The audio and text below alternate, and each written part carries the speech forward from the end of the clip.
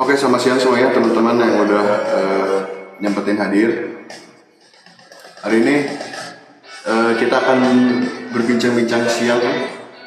Kita kedatangan tamu spesial dari salah satu public speaking center yang ada di Bandung. Dan kebetulan alhamdulillah telah berada di tengah kita semua. Mari kita sambut dengan meriah Miss Dila. Hai. Oke Teh, sebelumnya nih boleh tahu nggak sih sebetulnya Teh Dila ini siapa sih gitu? Buat kita yang awam nggak tahu Teh Dila itu siapa, boleh memperkenalkan diri mungkin? So guys, kenalin aku Dila. Buat yang belum kenal bisa follow Instagram aku di Dira Sugoy atau di kelas public speaking aku di DS Public Speaking Center _ Jadi DS Public Speaking Center ini adalah tempat untuk belajar gitu kan. Buat para kaula-kaula muda, buat milenial atau para Gen Z gitu kan, yang mau ningkatin value-nya dalam bidang public speaking gitu kan, atau yang misalnya dia mau jadi influencer gitu, itu bisa banget buat gabung belajar di DS Public Speaking Center. Oke, mantap banget nih. Kalau boleh tahu nih Teh, kemarin kan kita sempat ngobrol-ngobrol ya sedikit tentang di public speaking center ini. Dari pengalaman aku melihat kegiatan kemarin sebetulnya luar biasa banget ya. Ini salah satu tempat wadah di mana anak-anak yang ikut dari sana itu meningkatkan soft skill mereka dengan cara public speaking kan. Iya. Banyak banget tuh kemarin itu kita kan ketika saya melihat ada banyak banget anak-anak yang ikut dalam pengalaman. Kalau boleh tahu nih Teh, sebetulnya di public speaking ini sudah berapa lama sih? Nah, kalau untuk public speakingnya sendiri tuh aku bikin pas masih kuliah, Kak. Jadi waktu aku masih kuliah tuh karena dosen aku tuh ngelihat aku tuh expert di bidang public speaking karena sering MC kan di jurusan sama di kampus gitu. Nah, kebetulan dulu tuh ada Profesor Eli di kampus aku. Terus dia bilang, Dila, kamu harus seriusin nih gitu kan, karena beliau kok udah sering lihat talenta aku nge-MC di fakultas gitu kan, sama di waktu itu tuh di S2 di Pascasarjana sering dimintain tolong sama dosen gitu. Makanya setelah aku coba-coba pada saat itu ngajarin mahasiswa tingkat bawah gitu, ada belajar lintas jurusan. Nah setelah aku lulus baru marketnya lebih meluas gitu kan, nggak cuma sekedar buat mahasiswa tapi dari toddlers gitu kan yang 3 tahun, 4 tahun, 5 tahun gitu, TK, SD, SMA sampai umum tuh pada belajar semua. Jadi kurang lebihnya sekitar 11 tahun yang lalu ya? Iya, 11 tahun yang lalu ya. Kalau awal terbentuknya tuh pas masih kuliah dulu. Kalau di bidang public speaking kan mungkin ya, di Bandung tuh kayaknya udah pada kenal ya kayaknya sama Teh Dila. Iya sih. 2000, kalau 11 tahun dari sekarang mungkin 2013, 2014 lah ya Teh. Nah, dari obrolan tadi saya dapat satu informasi, berarti kan ada yang mendorong Teteh untuk melanjutkan sisi positif atau kemampuan talent yang mereka miliki, sehingga Teteh terfokuskan dari sana dan akhirnya Anda terbentuklah di public speaking ini. Berarti itu salah satu yang menginspirasi juga begini. Apa pernah ada nggak sih Teh terinspirasi dari siapa gitu ketika dulu membuat public speaking sebentar ini, atau emang dari hati sendiri gitu? Boleh tahu? Kalau untuk motivasi ya, dulu tuh aku seneng banget liatin Tina Talisa, tau gak sih? Oh. Itu news anchor yang selalu dipuji sama ibu aku karena dia gak cuman cantik gitu ya gak sih, terus dia smart juga kan. Terus ibu aku tuh senang banget ketika ngeliat Tina Talisa bisa duduk di antara para pejabat-pejabat, terus kayak Q&A di sesinya gitu. Terus kayak jadi privilege tersendiri aja gitu kan, ketika kita punya skill public speaking itu bisa ningkatin juga scope relasi kita sama networking kita gitu. Itu yang pertama. Terus yang kedua, itu ya. yang kedua tuh Profesor Eli itu kan beliau tuh kan salah satu dosen yang smart gitu ya di kampus aku. Dosen smart itu kan biasanya punya cara berpikir yang berbeda gitu ya nggak sih. Terus beliau tuh bisa tahu gitu talenta aku tuh di situ emang karena beliau juga waktu itu aku inget banget di lorong kampus tuh bilang gila kamu berbakat di bidang public speaking dan kamu harus seriusin itu. Ya sampai sekarang lah. Gak cuma buat diri kita sendiri kan, karena yang paling bagus itu ketika kita bisa berbagi apa yang kita punya ya nggak sih, kayak bikin a big impact buat sosial kita gitu, buat lingkungan sekitar kita kayak gitu. Nah yang paling penting kan tadi yang kita sebutin ya, salah satunya kan kita buat impact lah. Nah sebetulnya kalau impact itu sendiri kan dari public speaking ini adalah salah satu hal yang emang apa ya, paling banyak dibutuhkan kan, karena public speaking ini berhubungan sama beberapa aspek kan, kayak Yes, benar banget. kayak bagaimana persuade orang gitu kan, Yes. dan sebagainya ya. Mungkin nanti kita akan bahas lebih dalam tentang itu di pembahasan selanjutnya mungkin. Sekarang tuh saya tuh pengen tahu dulu nih Teh, soalnya kalau tadi saya baca dari nama dan gelar Teteh itu kan gak banyak orang yang punya kan dari gelar itu. Boleh jelasin nggak sih Teh itu dari nama gelarnya apa gitu tuh? Jadi gelar aku tuh selain SPD ada CNSP-nya. Jadi kalau CNSP itu lebih ke Certified Negotiation Practitioner gitu. Gitu. Jadi kita dibimbing pada saat itu untuk gimana sih caranya win-win solution gitu kan. Kalau Gen Z sama milenial juga kan pasti perlu banget kan buat punya skill negosiasi sama diplomasi. Jadi nggak cuma sekedar pebisnis aja yang mesti tahu cara negotiation dan win-win solution yang baik, tapi kita juga sebagai milenial mesti tahu gimana caranya bernegosiasi sama orang-orang sekitar kita gitu kan. Kayak mempersuade orang juga gitu kan. Kayak gitu sih. Dari ya intinya gini lah, berarti kan Teteh itu udah certified dari satu lembaga yang khusus memberikan gelar itu untuk orang yang udah ahli dari seperti bidangnya kan. Jadi nggak istilahnya nggak banyak orang yang emang di certified sebagai itu kan ya. Yes, beberapa orang aja yang lulus melalui seleksi itu kan. Oke.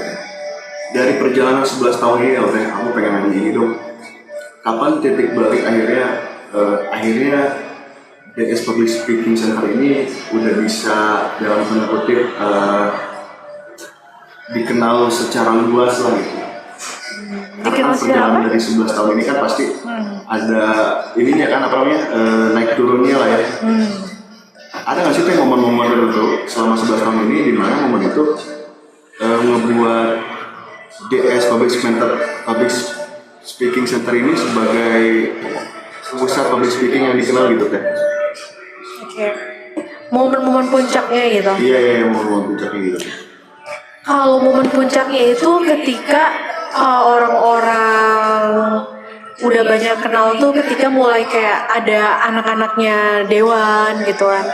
Anak-anak pejabat sekitar tuh mereka tuh udah mulai aware gitu sama DS Public Speaking Center, dan mereka tuh mulai trust sama kita buat memasukkan anak-anaknya belajar di tempat kita. Itu yang pertama.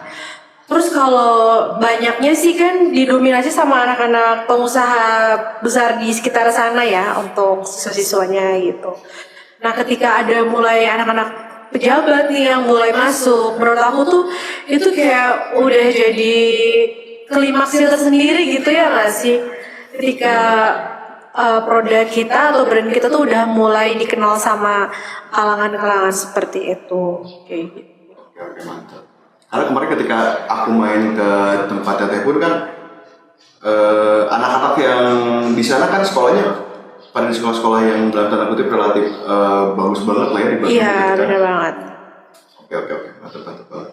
Nah di proses dari titik itu sampai menemukan dan bisa dipercaya sama anak-anak dari kalangan tertentu lah, misalnya kita pejabat dan sebagainya, ada nggak sih tantangan dalam berkarirnya gitu ketika menjadi seorang public speaking center gitu?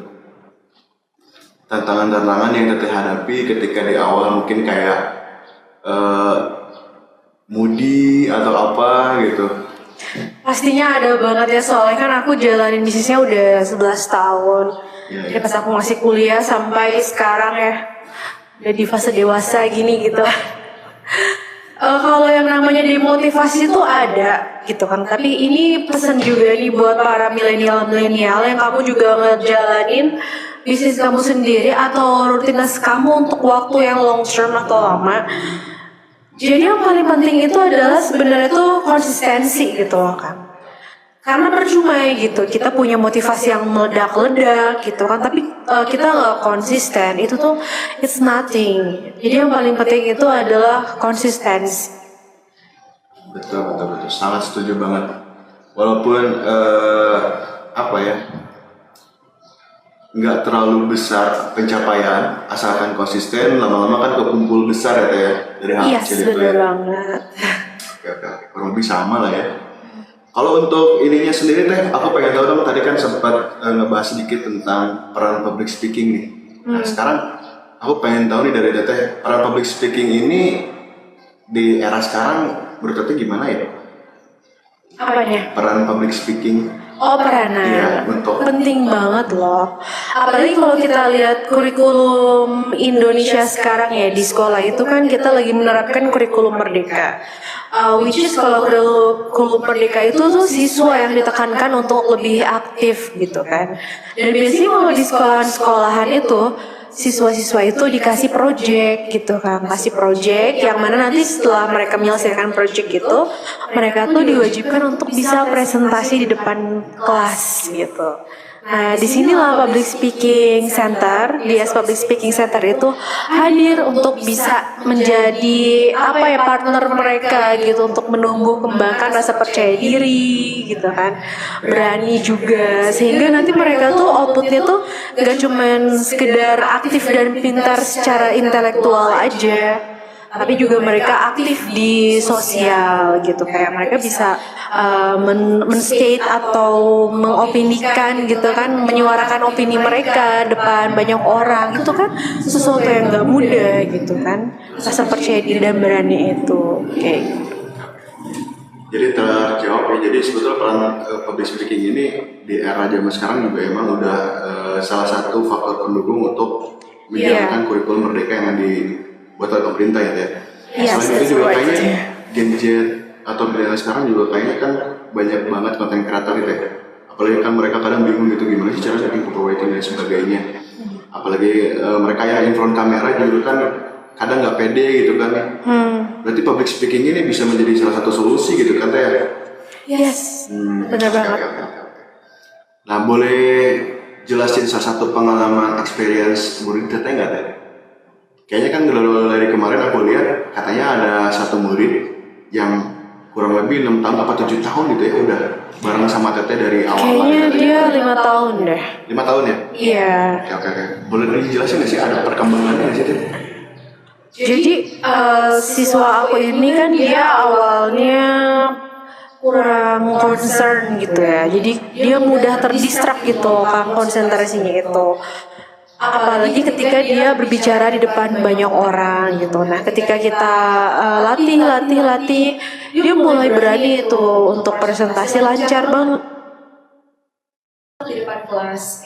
Nah, cuman sometimes ketika kita undang di acara gitu kan, di event kayak gitu, masih ada delay-delaynya aja sih gitu. Tapi kan itu manusiawi lah ya gitu.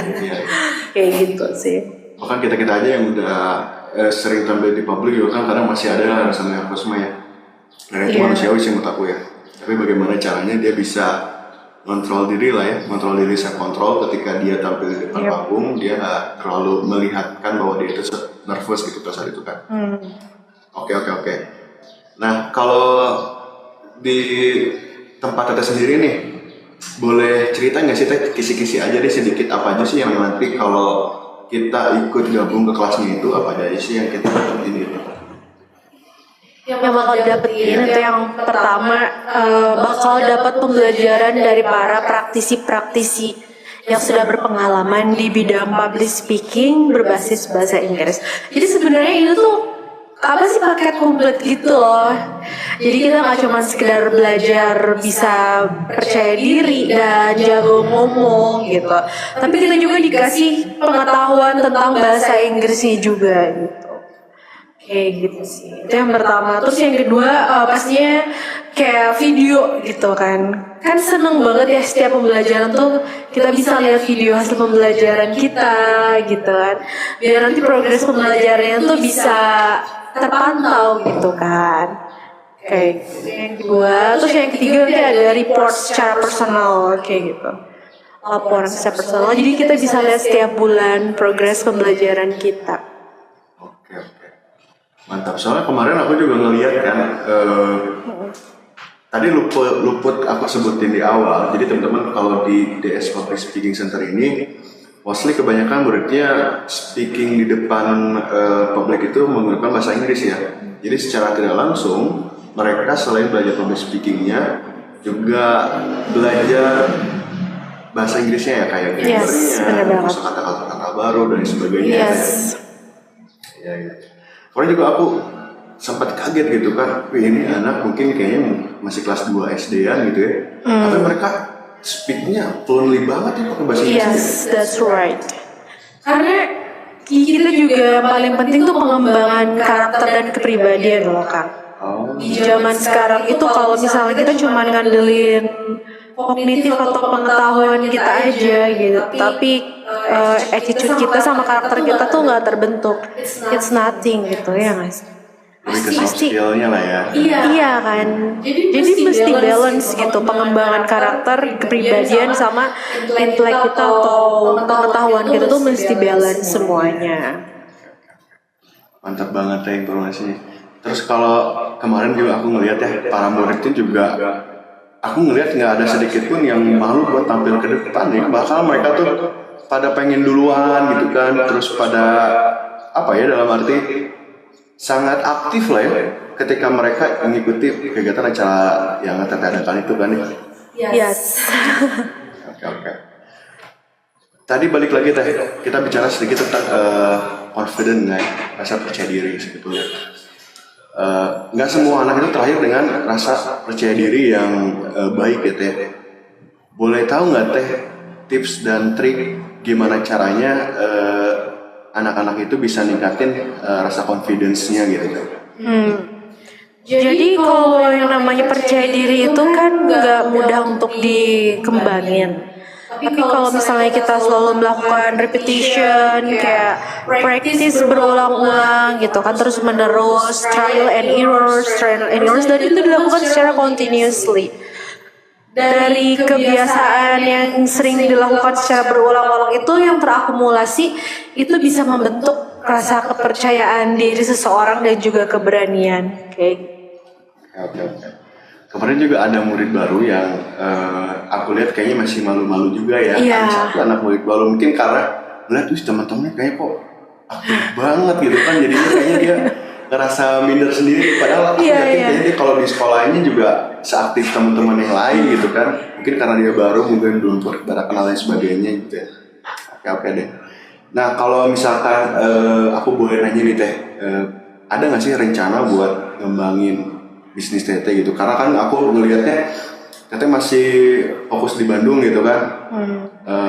Ada nggak sih kedepannya gitu harapan atau mungkin capaian cita-cita Teteh gitu nanti di kemudian hari tentang pelebaran sayap? Ekspansi gitu ya. Gitu. Kalau buat ekspansi sebenarnya udah banyak teman-teman aku yang nawarin gitu kan buat buka cabang baru di Bekasi atau di Jakarta. Ya mungkin saat ini lagi dikonsepin dulu mau kayak gimana bentuknya ketika nanti kita hadir di kota-kota lain kayak gitu. Amin. Mudah-mudahan apa ya bisa ada di beberapa titik di kota-kota besar di Indonesia lah teh. Amin. Soalnya ini positif banget nih. Kalau aku ngeliat kan anak-anak di kita tuh apa ya lebih harus diasah soft skillnya mungkin ya untuk bisa bersaing di masa depan itu kan. Karena yang aku lihat itu kebanyakan dari mereka sejak ini tuh udah ngebuat konten atau pengen jadi content creator dan sebagainya. Makanya salah satu poin penting dalam mengasah skill mereka sejak dini itu ya public speakingnya kan, supaya mereka itu nggak malu lah tampil depan kamera, tampil depan umum, terus cara dia nyampein sesuatu hal yang deskriptif, terus gesture dan sebagainya gitu ya teh. Oke deh, mudah-mudahan bisa terlaksana teh. Nggak sabar nih nanti bisa buka cabang tempat-tempat lain teh. Terus kalau ada nggak sih pengalaman teteh sendiri di mana pengalaman ini dijadiin satu pelajaran dalam membuat bisnis di public speaking gitu? Ada nggak sih ceritanya gitu? Pengalaman dijadiin pembelajaran. Ya. Ya itu sih yang aku bilang, kalau manusia dia cuma ngandelin motivasi yang menggebu-gebu gitu kan. Kalau misalnya anak-anak berjaman sekarang mungkin bilangnya kalau misalnya anak-anak berjaman sekarang mungkin bilangnya love bombing kali ya. Doang gitu kan ya nggak sih? Ya awal-awalnya doang gitu kan ya nggak sih? Gencar gitu kan buat effort kesana-sananya tuh melempem gitu. Kalau misalnya dia nggak konsisten buat ngejalanin effortnya, itu tuh one day pasti bakal mati gitu. Jadi sama kayak rasa cinta gitu. Kalau misalnya kita mencintai apa yang kita lakukan gitu, yang terpenting itu the most important is our consistent. Mesti konsisten. Karena kalau misalnya kita motivasinya menggebu-gebu aja, tapi cuma di awal-awal aja gitu ya, kayak just like love bombing gak sih? Iya. Kayak kalau misalnya nggak konsisten dilakuin kesana, itu tuh bakal mati, nggak akan bertahan lama. Iya. Jadi, ya mungkin konsisten. semua orang juga kayaknya ngalamin di fase itu nggak sih teh? Kayaknya ada beberapa orang yang ngalamin fase itu juga kayaknya. Ngalamin demotivasi gitu ya, kayak gitu. Yang penting itu gimana caranya kita kembali ngemotivasi diri kita ya ketika titik gimana kita mungkin jenuh atau mungkin kayaknya stuck dan nggak ada perkembangan yang signifikan gitu kan, karena orang-orang kan lebih cepat menyimpulkan gitu kan, apalagi mendengar dari pendapat orang lain yang notabene mereka tuh nggak secara langsung berkecimpung di bidang kita gitu kan ya. Yes, benar banget. Betul. Kalau misalkan boleh tahu nggak teh tentang gesture ya? Kayaknya aku ngeliat kemarin di tempat itu juga kayaknya belajar masalah gesture juga deh. Iya, gesture penting banget, gesture. Kayak gimana ya, sometimes tuh audiens kita bisa salah persepsi kalau misalnya kita ngomongnya sambil cemberut gitu, atau misalnya gesture kita tuh unhappy. Jadi kayak nanti audiens kita nangkepnya kayak ini orang gak terlalu serius gitu kan. Jadi gesture itu perlu buat diperhatiin dalam public speaking juga gitu. Dan itu penting untuk membuat sebuah citra yang positif dari cara kita berkomunikasi. Karena kan kalau yang aku alami gitu ya, gesture itu sebagai bold kan sih, buat sebagai penebal dari misalkan kita dalam mengungkapkan suatu ekspresi atau misalkan pendapat yang sifatnya itu persuade atau misalkan menentukan ngarahin topik dan sebagainya, kurang lebih kayak gitulah ya. Iya. Oke deh teh. Mungkin kalau dari Teteh sendiri nih, ada nggak sih teh murid Teteh yang sekarang punya prestasi di luar gitu setelah mengikuti public speaking center ini? Banyak banget sih kalau untuk angkatan pertama ya. Itu yang belajar sama aku tuh sekarang dia udah jadi pengusaha sukses loh. Sumpah dia cewek, dia jadi pengusaha sukses di bidang kayak klinik estetik gitu kan. Dan menurut aku tuh menjadi seorang pengusaha itu adalah profesi yang sangat-sangat maskulin ya gak sih? Buat cowok aja kalau misalnya kamu profesinya apa gitu, kayak aku pengusaha gitu, kayak punya citra tersendiri gak sih pas dia wow pengusaha gitu. Ini perempuan, ini cewek loh gitu. Dan di situ kita bisa ngeliat dong peranan public speaking sangat mempengaruhi kehidupan karir kita gitu. Kayak gitu. Dan kayaknya kebanyakan pebisnis di ruang lingkup yang aku kenal ya Pak, hampir mostly sebagian besar itu mereka menguasai yang namanya public speaking. Karena apa? Karena ketika seorang pebisnis nggak tahu public speaking, biasanya mereka kesulitan dalam bernegosiasi. Itu nggak sih? Nah, that's right. Ya. Pokoknya public speaking itu hal yang menurut aku kayaknya semua orang perlu deh belajar public speaking. That's right. Iya ya. Mau kamu Gen Z, mau kamu milenial, apalagi kamu adalah seorang pebisnis muda, kamu wajib banget buat belajar di DS Public Speaking Center. Kalau kamu mau improve dan upgrade skill serta kualitas diri dan hidup kamu, kayak gitu. Oke, mantap. Pertanyaan terakhir dulu deh, apa ya? Pertanyaan terakhirnya tentang ini nih, kalau misalkan teman-teman terus adik-adik kita yang mau bergabung ke DS Public Center bisa menghubungi di mana, terus tempat tempat center itu di mana sih teh? Buat kamu yang mau belajar public speaking berbasis bahasa Inggris, kamu bisa datang langsung ke gedung Techno Life. Oke, mantap. Di lantai 2 ya? Di lantai 2-nya ya? Iya.